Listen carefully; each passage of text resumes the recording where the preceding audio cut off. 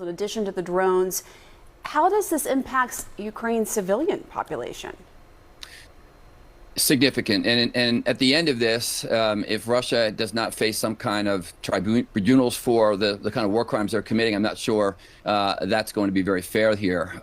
They have much greater technology. They have AI drones. They have drones that can continue to find and find their targets, even when they seem to be lost for other technology reasons. They have anti-ballistic missiles. They have ballistic missile systems that can reach well deep inside Ukraine. So that Russia has an advantage here. No question about that. And they're looking to escalate it.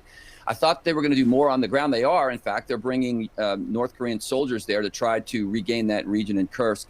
And I think it's all about trying to get as much military leverage as possible before January and potentially peace talks begin between Russia and Ukraine. Yeah, to circle back on the leverage aspect, as we talked about, Ukraine also unleashed this record number of drones toward Moscow this weekend. I just want to dive in a little bit more into just sort of the significance of that attack and the timing of it. Well, I think that Russia continues to make this a war of terror against civilians, and they can go deeper in targets, and they don't have to necessarily attack military targets. And what Ukraine is trying to do is because they're constrained by U.S. Current policy that doesn't want to increase the fighting on the ground there, unfortunately. And so Ukraine is trying to get inside of Moscow, inside of airstrips there, and try to attack military targets deep there. So again, both sides are attacking different areas. Ukraine, I think, is keeping more to those military targets, but Russia uses their attacks as weapons against the civilian population, trying to put pressure on the Zelensky government to get them to come to the peace table and quit, basically. We were just hearing from Fred about, Russia denying that there has been a phone call between Putin and Trump, despite reports about that. But what are you looking for in those conversations? That's an interesting signal the Russians are sending. I think, look, it's important that the United States somehow reset relations with Russia. It's not good that we have this nuclear-capable adversary that's there. I think the Trump administration is not going to be worried about Russia using that nuclear capability, and will try to leverage some kind of solution inside of Ukraine that brings the end to the war without much more fighting. However, there has to be face-saving measures for both sides. I don't see how Ukraine is going to get away with keeping the 20% of the landmass that Russia has held inside Ukraine for the past almost 10 years now. So I think that's going to be part of it. Russia's going to demand neutrality from Ukraine, won't want it to be a member of NATO. The question is, what will President-elect Trump do, and what will his negotiators kind of give away on the Ukraine side in order to save face on both sides? And I think Russia is still not going to back down because they have more military capability. They can keep grinding this out if they want. President Biden will meet with President-elect Trump on Wednesday at the White House. How do you think that conversation will go? Should Biden try to convince Trump to continue the U.S. support of Ukraine?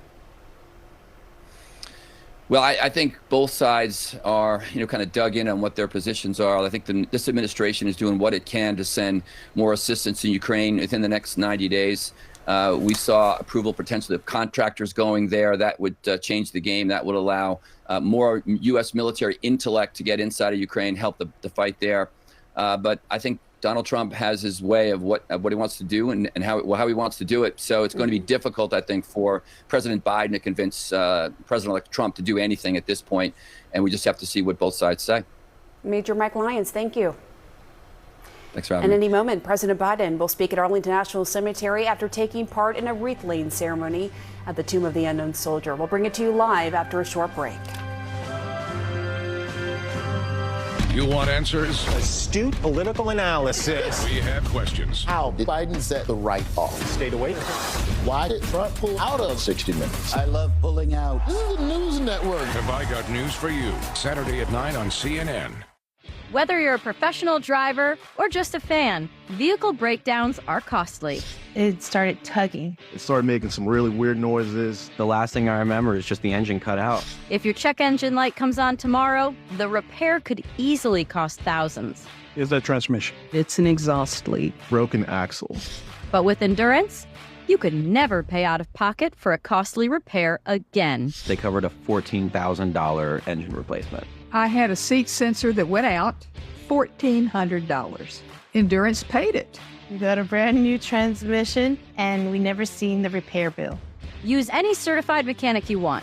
Just bring your car in, and Endurance will pay them direct. All major parts are covered. What I like about Endurance, they don't play games, there's no middleman. They're a solid company.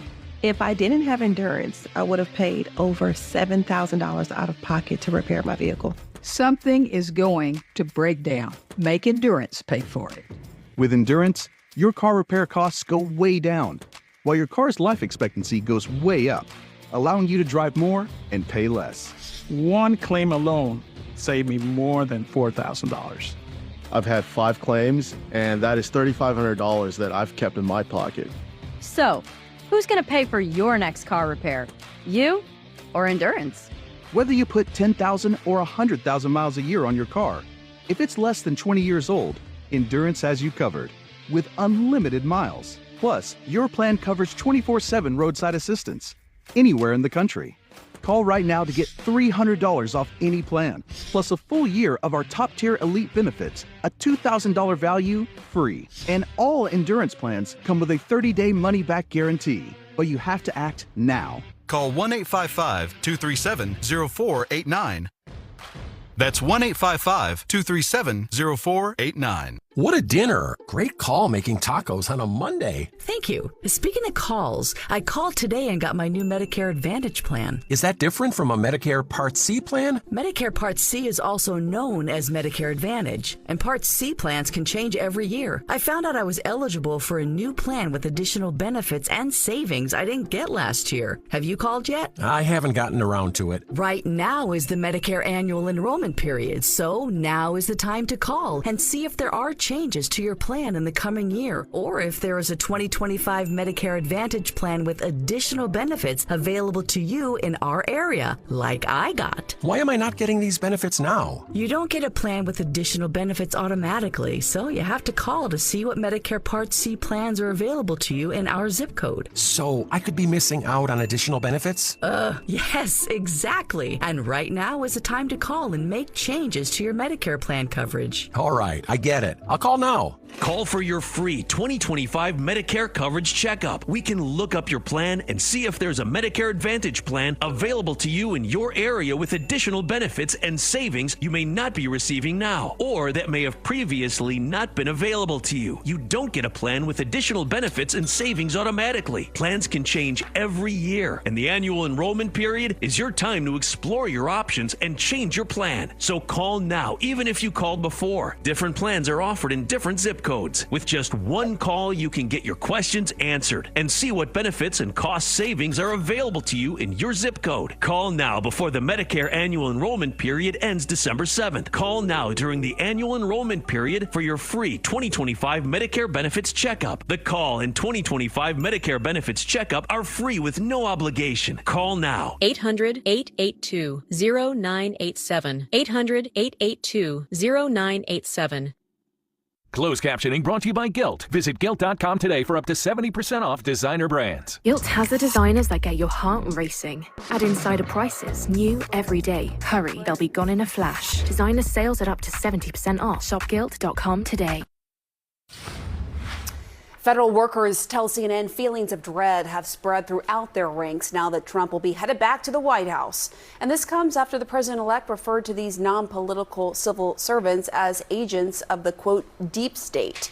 CNN's Renee Marsh is following this story. Renee, you spoke with federal workers. What are they telling you? So, Pamela, I received one text last night, and this is a quote: "We are in a new dystopian hellscape." So that gives you a sense, the flavor of the mindset of some of these federal workers as they're preparing for this second Trump presidency. And we're talking about, roughly 2 million federal workers. And to be clear, what Donald Trump is proposing with this plan for the federal workforce is not like anything we've seen in our lifetime. I mean, he's proposing a structure of government that dates back about 141 years ago, where you have someone appointing people who are loyal to your policies to fill the positions inside these agencies. And what we're talking about is commonly known as Schedule F. So what is that? That would give a President Trump the power to start mass firings at some of these agencies.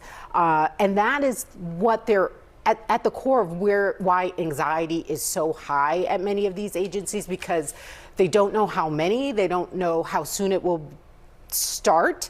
And so there's a lot of feeling of people just being unsettled. I spoke with one EPA employee who says, and I'm quoting, "We are absolutely having conversations among ourselves about whether we can stomach a round 2." So this coming from employees who have been through a first Trump presidency. They saw what that was. They do believe that it will be worse. But again, this is not a surprise, Pam. I mean, the president has said on the campaign trail that this has been his plan for the federal workforce, and now we're starting to see it come.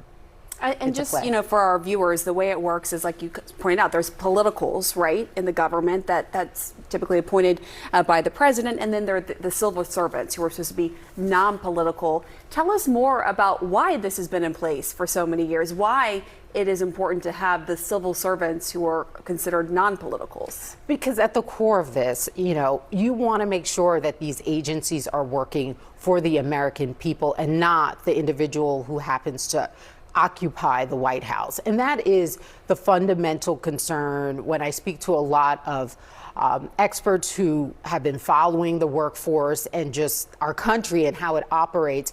They say that this is not just about, Donald Trump and the Schedule F program, but it's really a fundamental change in how our government works and who it works for. And they are of the opinion that if we start getting into a president who comes into office and he cleans house and replaces it with individuals who will carry out his policies and gets rid of anybody else who's any level of resistance, then it's working. The system is not working for the people, but it's working for this one president or person. I mean, you look at an agency like the EPA.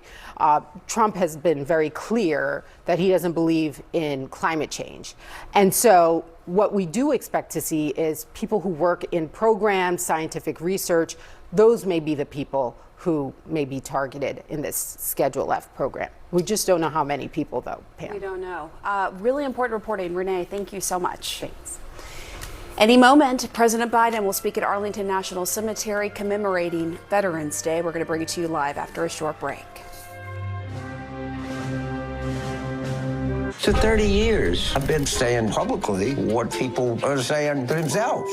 I have enough money. I could just shut up. But you know, I can't. Carvel, now streaming on Max. Do you have subscriptions that are forgotten or even hidden? See and cancel them all in one place with Experian. Download the app and see how much you could save